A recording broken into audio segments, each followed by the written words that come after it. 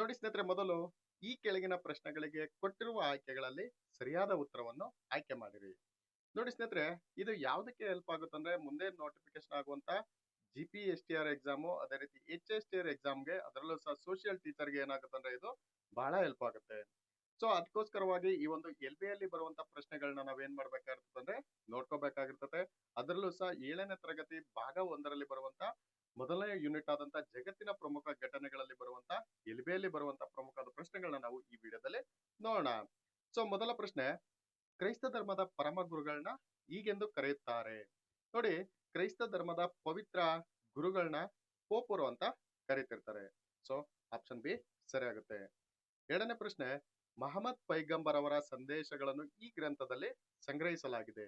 ಇದಕ್ಕೆ ಉತ್ತರ ಬಂದು ಕುರಾನ್ ಎಂಬಲ್ಲಿ ಸಂಗ್ರಹಿಸಲಾಗಿರ್ತದೆ. ಅದೇ ರೀತಿ ಇಸ್ಲಾಂ ಧರ್ಮದ ಒಂದು ಪವಿತ್ರವಾದಂತ ಒಂದು ಗ್ರಂಥ ಯಾವ್ದಾಗಿರ್ತದೆ ಅಂದ್ರೆ ಕುರಾನ್ ಆಗಿರ್ತದೆ. ಈ ಒಂದು ಕುರಾನ್ ಎಂಬಂತ ಗ್ರಂಥವು ಮಹಮ್ಮದ್ ಪೈಗಂಬರ್ ಅವರ ಒಂದು ಸಂದೇಶಗಳನ್ನ ಈ ಗ್ರಂಥದಲ್ಲಿ ಸಂಗ್ರಹಿಸಿದ್ದಾರೆ. ಸೊ ಮೂರನೇ ಪ್ರಶ್ನೆ, ಕಾಲಗತಿಯಲ್ಲಿ ಅವನತಿ ಕಂಡ ಕುಬ್ಲಾಯ್ ಖಾನನ ಸಾಮ್ರಾಜ್ಯವನ್ನು ಮತ್ತೊಮ್ಮೆ ಕಟ್ಟಿದವರು ಯಾರು? ಸೊ ಇದಕ್ಕೆ ಉತ್ತರ ಬಂದು ಆಪ್ಷನ್ ಬಿ ಸರಿಯಾಗುತ್ತೆ, ತೈಮೂರ್ ಆಗಿರ್ತಾರೆ. ನಂತರ ಆಟೋಮನ್ ಎಂಬ ಮಿಲಿಟರಿ ರಾಜ್ಯವನ್ನು ಕಟ್ಟಿದವರು ಯಾರು? ಅರಬರ್ ಕಟ್ತಾರ, ಪರ್ಷಿಯನರ್ ಕಟ್ತಾರ, ಗ್ರೀಕರ್ ಕಟ್ತಾರ, ಟರ್ಕರ್ ಕಟ್ತಾರ? ಸೊ ಹೆಸರಲ್ಲೇ ಇದೆ, ಇದಕ್ಕೆ ಉತ್ತರ ಬಂದು ಟರ್ಕರು ಕಟ್ತಾರೆ. ಆಟೋಮನ್ ಟರ್ಕರು. ನಂತರ ಐದನೇ ಪ್ರಶ್ನೆ, ಚಂಗೀಸ್ ಖಾನ್ ಮೊಮ್ಮಗನ ಹೆಸರು ಇದಾಗಿರ್ತದೆ. ಸೊ ಚಂಗೀಸ್ ಖಾನನ ಮೊಮ್ಮಗನ ಹೆಸರು ಕುಬ್ಲಾಯ್ ಖಾನ್ ಆಗಿರ್ತಾರೆ. ಆರನೇ ಪ್ರಶ್ನೆ, ಈ ನಗರವು ಪ್ಯಾಲೆಸ್ತೀನಿನ ರಾಜಧಾನಿ ಆಗಿದೆ. Kabul, Jerusalem, Baghdad, Vatican city? So ಪ್ಯಾಲೆಸ್ತೀನಿನ ರಾಜಧಾನಿ ಆಪ್ಷನ್ ಬಿ ಸರಿಯಾಗುತ್ತೆ, ಜೆರುಸಲೆಮ್.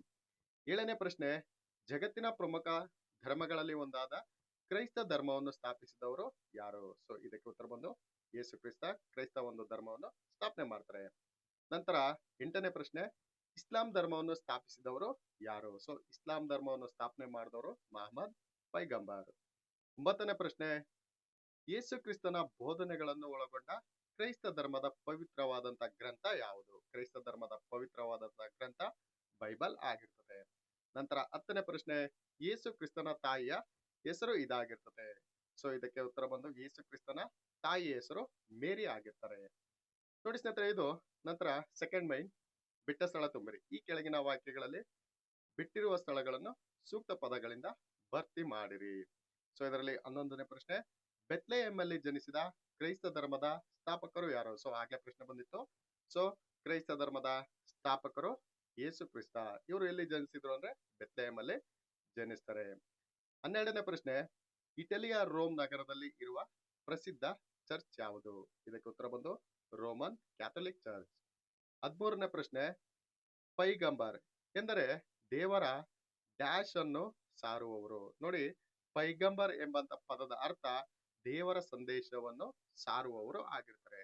ಪೈಗಂಬರ್ ಅಂದ್ರೆ ದೇವರ ಒಂದು ಸಂದೇಶವನ್ನು ಸಾರುವವರು ಆಗಿರ್ತಾರೆ. 14ನೇ ಪ್ರಶ್ನೆ, ಮಹಮ್ಮದ್ ಉತ್ತರಾಧಿಕಾರಿಗಳನ್ನು ಡ್ಯಾಶ್ ಎಂದು ಕರೆಯುತ್ತಾರೆ. ಸೊ ಮಹಮ್ಮದ್ ಪೈಗಂಬರ್ ಅವರ ಉತ್ತರಾಧಿಕಾರಿಗಳನ್ನು ಖಲೀಫರು ಅಂತ ಕರೀತಾರೆ. 15ನೇ ಪ್ರಶ್ನೆ, ಇಟಲಿಯ ಡ್ಯಾಶ್ ನಗರವು ಕ್ರೈಸ್ತರ ಮುಖ್ಯ ಧಾರ್ಮಿಕ ಕೇಂದ್ರವಾಗಿತ್ತು. ಸೊ ರೋಮ್ ನಗರ ಒಂದು ಕ್ರೈಸ್ತರ ಒಂದು ಧಾರ್ಮಿಕ ಕೇಂದ್ರ ಆಗಿರ್ತದೆ. 16ನೇ ಪ್ರಶ್ನೆ, ಪ್ರವಾದಿಯವರು ಮೆಕ್ಕದಿಂದ ಮದೀನಕ್ಕೆ ಹೋದ ವರ್ಷದಿಂದಲೇ ಮುಸ್ಲಿಮರ ಡ್ಯಾಶ್ ಶಕೆ ಆರಂಭವಾಯಿತು. ಸೊ ಯಾವುದು ಅಂದ್ರೆ ಇಜಿರಾ ಶಕೆ. ಸೊ ಮೆಕ್ಕದಿಂದ ಮದೀನಕ್ಕೆ ಅವ್ರು ಏನ್ ಮಾಡ್ತಾರೆ ಅಂದ್ರೆ ಪ್ರಯಾಣ ಬೆಳೆಸ್ತಾರೆ. ಯಾರು? ಮಹಮ್ಮದ್ ಪೈಗಂಬರ್ ಅವರು ಇದನ್ನ ಇಜರಿ ಶಕೆ ಅಂತ ಕರೀತಾರೆ. ಸೊ ಇದು ಯಾವಾಗ ಆರಂಭವಾಗ್ತದೆ ಅಂದ್ರೆ ಕ್ರಿಸ್ತ ಶಕ 622ರಲ್ಲಿ. ಅದೇ ರೀತಿ 17ನೇ ಪ್ರಶ್ನೆ, ಯೇಸು ರಾಜದ್ರೋಹಿ ಎಂಬ ತಪ್ಪು ಹೊರಿಸಿ ಅವರನ್ನು ಡ್ಯಾಶ್ ಏರಿಸಿದರು, ಶಿಲುಬೆಗೆ ಏರಿಸ್ತಾರೆ. ಅದೇ ರೀತಿ 18ನೇ ಪ್ರಶ್ನೆ, ಮಹಮ್ಮದ್ ಪೈಗಂಬರ್ ಅವರು ಜನಿಸಿದ ಸ್ಥಳ ಯಾವುದು? ಸೊ ಇವರು ಜನಿಸಿದ ಸ್ಥಳ ಮೆಕ್ಕ. ನಂತರ ನೋಡಿ ಸ್ನೇಹಿತರೆ, ಮೂರನೇ ಮೈನ್, ಈ ಮೊದಲೆರಡು ಪದಗಳಿಗಿರುವ ಸಂಬಂಧವನ್ನು ಗ್ರಹಿಸಿ ಮೂರನೇ ಪದಕ್ಕೆ ಸಂಬಂಧಿಸಿದ ಪದವನ್ನು ಬರೆಯಿರಿ ಅಂತ ಇದೆ.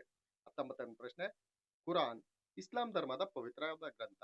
ಅದೇ ರೀತಿ ಬೈಬಲ್ ಇದು ಕ್ರೈಸ್ತ ಧರ್ಮದ ಪವಿತ್ರವಾದಂತ ಗ್ರಂಥ ಆಗಿರ್ತದೆ. ಜೀಸಸ್ ಅಂತ ಯೇಸುನ ಕರೀತಿರ್ತಾರೆ. ಅದೇ ರೀತಿ ಕ್ರೈಸ್ತ ಎಂಬ ಪದದ ಅರ್ಥ ಏನಾಗಿರ್ತದೆ ಅಂದ್ರೆ ರಕ್ಷಕ ಆಗಿರ್ತದೆ. ನಂತರ 21ನೇ ಪ್ರಶ್ನೆ, ಮಹಮ್ಮದ್ ಪೈಗಂಬರ್ ಅವರು ತಾಯಿಯ ಹೆಸರು ಅಮೀನಾ. ಅದೇ ರೀತಿ ಯೇಸು ಕ್ರಿಸ್ತನ ತಾಯಿಯ ಹೆಸರು ಮೇರಿ ಆಗಿರ್ತದೆ. ಅದೇ ರೀತಿ 22ನೇ ಪ್ರಶ್ನೆ, ಮುಸ್ಲಿಂ ಎಂದರೆ ದೇವರಿಗೆ ಶರಣಾದವರು ಅಂತ ಅರ್ಥ ಆಗ್ತದೆ. ಇಸ್ಲಾಂ ಎಂಬ ಪದದ ಅರ್ಥ ಏನಾಗಿರ್ತದೆ ಅಂದ್ರೆ ಶಾಂತಿ ಅಥವಾ ಶರಣಾಗತಿ ಆಗಿರ್ತದೆ. ನಂತರ ನೋಡಿ ಸ್ನೇಹಿತರೆ, 23ನೇ ಪ್ರಶ್ನೆ, ಆಯುರ್ವೇದ ಇದು ಭಾರತೀಯರ ಒಂದು ಕಂಡುಹಿಡಿದ ಆಗಿರ್ತದೆ. ಅದೇ ರೀತಿ ಯುನಾನಿ ಎಂಬ ಪದ್ಧತಿ ಅರಬರು ಕಂಡುಹಿಡಿದು ಆಗಿರ್ತದೆ. ನೋಡಿ ಸ್ನೇಹಿತರೆ, 4ನೇ ಮೈನ್, ಈ ಕೆಳಗಿನ ಪ್ರಶ್ನೆಗಳಿಗೆ ಒಂದು ವಾಕ್ಯದಲ್ಲಿ ಉತ್ತರಿಸಿರಿ.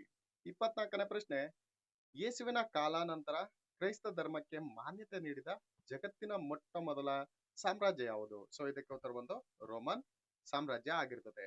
25ನೇ ಪ್ರಶ್ನೆ, ಯೇಸುವಿನ ಬೋಧನೆಗಳನ್ನು ಅವನ ಎಷ್ಟು ಜನ ಪರಮ ಶಿಷ್ಯರು ಪ್ರಚಾರವನ್ನು ಮಾಡ್ತಾರೆ? ಸೊ ಇದಕ್ಕೆ ಉತ್ತರ ಬಂದು 12 ಜನ ಶಿಷ್ಯರು ಯೇಸುವಿನ ಬೋಧನೆಗಳನ್ನ ಪ್ರಚಾರ ಮಾಡ್ತಾರೆ. 26ನೇ ಪ್ರಶ್ನೆ, ಮಹಮ್ಮದ್ ಪೈಗಂಬರ್ ಅವರ ಹೆಂಡತಿಯ ಹೆಸರೇನು? ಸೊ ಇದಕ್ಕೆ ಉತ್ತರ ಬಂದು ಖದೀಜಾ ಆಗಿರ್ತದೆ. 27ನೇ ಪ್ರಶ್ನೆ, ರುಬಾಯತ್ ಮತ್ತು ಶಾಹನಾಮ ಎಂಬ ಕೃತಿಗಳು ಯಾವ ಭಾಷೆಯ ಶ್ರೇಷ್ಠ ಕೃತಿಗಳಾಗಿರ್ತವೆ? ಸೊ ಇದಕ್ಕೆ ಉತ್ತರ ಬಂದು ಪರ್ಷಿಯನ್ ಭಾಷೆಯ ಒಂದು ಪ್ರಸಿದ್ಧ ಕೃತಿಗಳಾಗಿರ್ತವೆ. ಸೊ ಇದನ್ನ ರಚನೆ ಮಾಡಿದವರು ಅಥವಾ ಬರೆದವರು ಯಾರಾಗಿರ್ತಾರೆ ಅಂದ್ರೆ ಉಮರ್ ಖಯಾಮ್ ಎಂಬಂತ ಕವಿ ಇರ್ತಾರೆ. ಇವರು ರುಬಾಯತ್ ಎಂಬಂತ ಒಂದು ಕೃತಿಯನ್ನು ಬರೀತಾರೆ. ಅದೇ ರೀತಿ ಫಿರ್ದೋಷಿ ಅಂತ ಇರ್ತಾರೆ. ಇವರು ಶಾನಾಮೆ ಎಂಬಂತ ಕೃತಿಯನ್ನ ಇಬ್ಬರು ಸಹ ಏನ್ ಮಾಡ್ತಾರೆ ಪರ್ಷಿಯನ್ ಭಾಷೆಯಲ್ಲಿ ರಚನೆ ಮಾಡ್ತಾರೆ. 28ನೇ ಪ್ರಶ್ನೆ, ಮಹಮ್ಮದ್ ಪೈಗಂಬರ್ ಅವರ ತಂದೆ ಹೆಸರೇನು? ಇದಕ್ಕೆ ಉತ್ತರ ಬಂದು ಅಬ್ದುಲ್ಲಾ ಆಗಿರ್ತದೆ. 29ನೇ ಪ್ರಶ್ನೆ, ಟರ್ಕರ ಮೂಲ ಸ್ಥಾನ ಯಾವುದು? ಸೊ ಟರ್ಕರ ಒಂದು ಮೂಲ ಸ್ಥಾನ ಮಧ್ಯ ಏಷ್ಯಾದ ತುರ್ಕಿಸ್ತಾನ ಆಗಿರ್ತದೆ. 30ನೇ ಪ್ರಶ್ನೆ, ಮಹಮ್ಮದ್ ಪೈಗಂಬರ್ ಅವರಿಗೆ ಯಾವ ಗುಹೆಯಲ್ಲಿ ಪ್ರಾರ್ಥನೆ ಮತ್ತು ಧ್ಯಾನ ಮಾಡುವಾಗ ಪ್ರವಾದಿತ್ವ ದೊರೆಯುತ್ತದೆ? ಸೊ ಇದಕ್ಕೆ ಉತ್ತರ ಬಂದು ಹೀರಾ ಎಂಬಂತ ಗುಹೆಯಲ್ಲಿ ಧ್ಯಾನ ಮಾಡುವಂತ ಸಂದರ್ಭದಲ್ಲಿ ಇವರಿಗೆ ಪ್ರವಾದಿತ್ವ ದೊರೆಯುತ್ತೆ.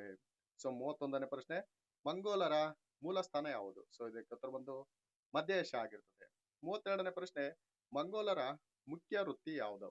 ಇದಕ್ಕೆ ಉತ್ತರ ಪಶುಪಾಲನೆ ಆಗಿರ್ತದೆ. 33ನೇ ಪ್ರಶ್ನೆ, ಇತಿಹಾಸ ಎಂದರೇನು?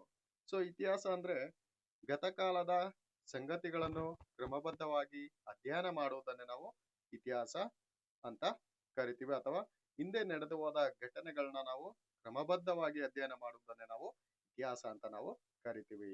34ನೇ ಪ್ರಶ್ನೆ, ಅಲೆಮಾರಿ ಜನಾಂಗಕ್ಕೆ ಸೇರಿದ ಟರ್ಕರ ಮೂಲ ಸ್ಥಾನ ಯಾವುದು? ಇದಕ್ಕೆ ಉತ್ತರ ಬಂದು ತುರ್ಕಿಸ್ತಾನ ಆಗಿರ್ತದೆ.